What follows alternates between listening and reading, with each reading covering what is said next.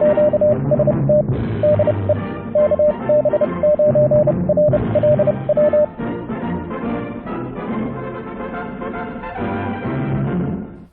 YouTubers and fellow hams, whoever else might be watching. Today I'm going to talk about DXclusters and a lightweight way that you can access them on more minimalistic hardware, say like a Raspberry Pi. But first off, what are DXclusters for the new hams? Well, if we go way back in time to the 1980s, dial-up bulletin boards were still a thing. The internet didn't exist. People would, with their computers, dial across the phone line to a bulletin board system where they could leave messages to other people and so on and so forth, send files, play games, whatever. And some enterprising hams started to develop packet radio that they used primarily on 2 meters. And this is where, using about 1200 baud digitally modulated ASCII, you could send text across 2 meter FM.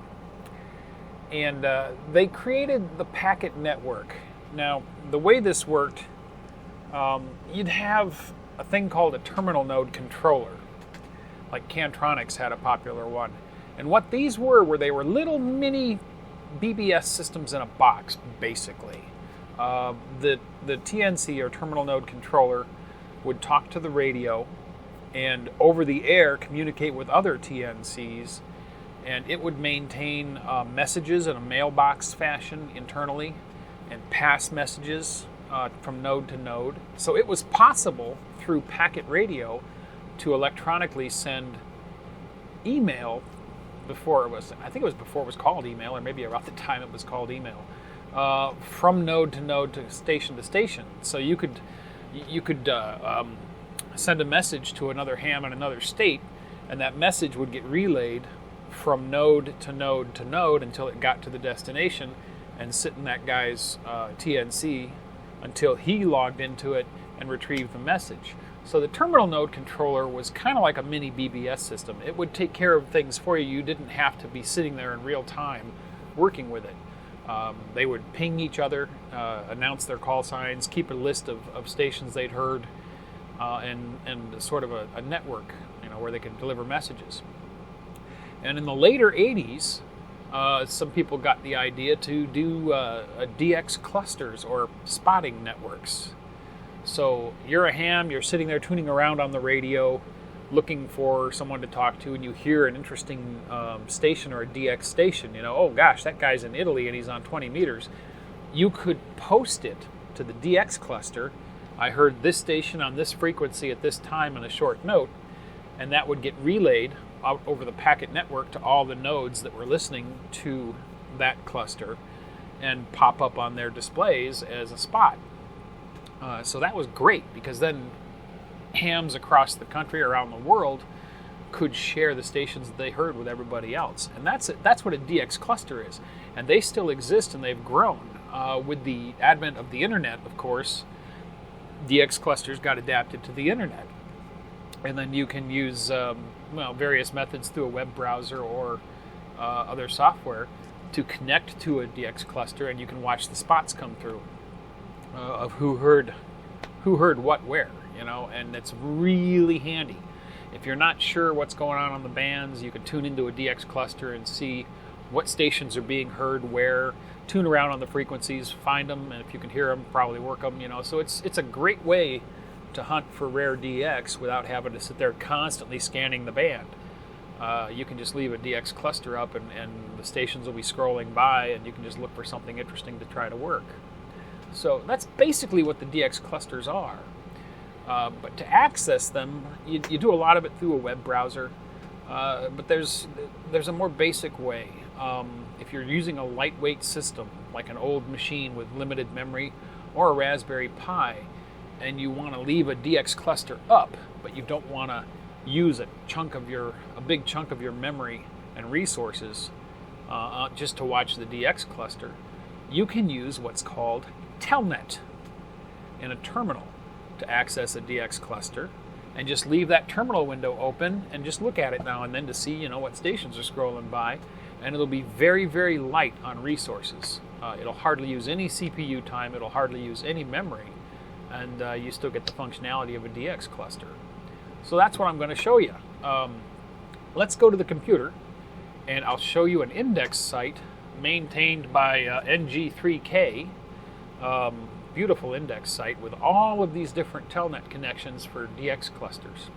So for this demonstration, I am actually using a Raspberry Pi, and it's a Raspberry Pi 3B Plus, I think. It's the one that I usually use to do my rig control and digital modes with, but it's a nice lightweight machine, so we can use it as an example. This is the Chromium web browser, and we are looking at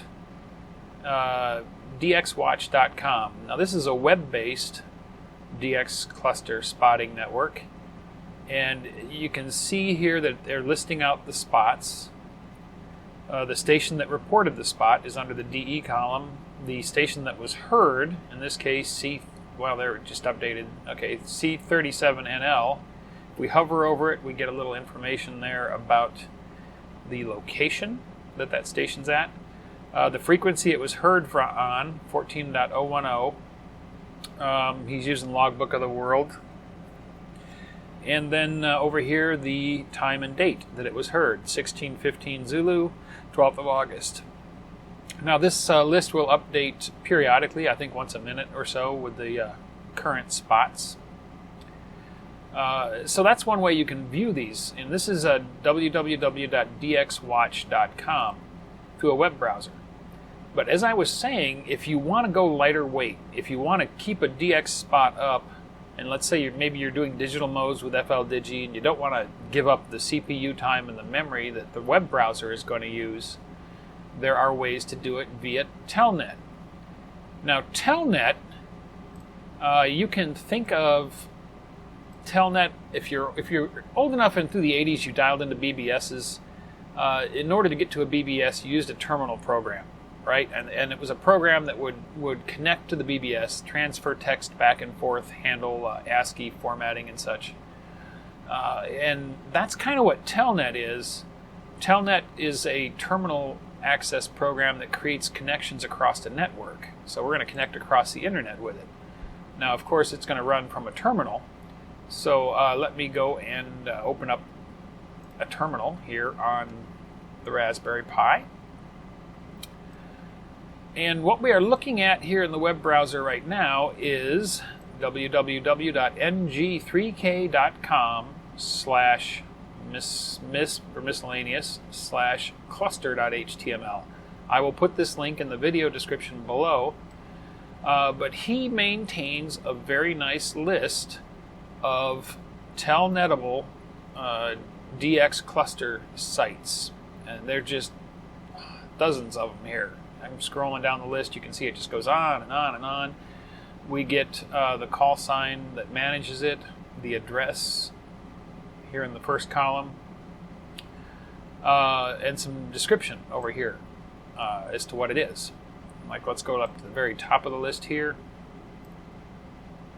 Login. This is what's going to be required to log into the site. In almost every case, it's just your call sign. But we'll take a look at this first one. dxc.nc7j.com. All right, that's the address that we're going to use. Now, to telnet into that, it's very simple. Telnet space and then the address. So dxc.nc7j.com. Okay, before I could actually do this, by default the Raspberry Pi does not have telnet. I thought it did, but it didn't. So I had to do this command right here, sudo apt-get install telnet. And that's gone out and downloaded the package and is installing it for me. Once it's done, we'll be able to telnet into the DX cluster.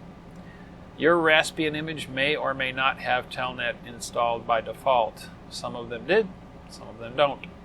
Okay, now that I have installed telnet, I can run this command, telnet space dxc.nc7j.com, which is the address that's listed over here on the web page. Now when we first run it, we're going to get a login. Please enter your call sign. And it'll ask me again. I don't know why it asks me twice, but it does.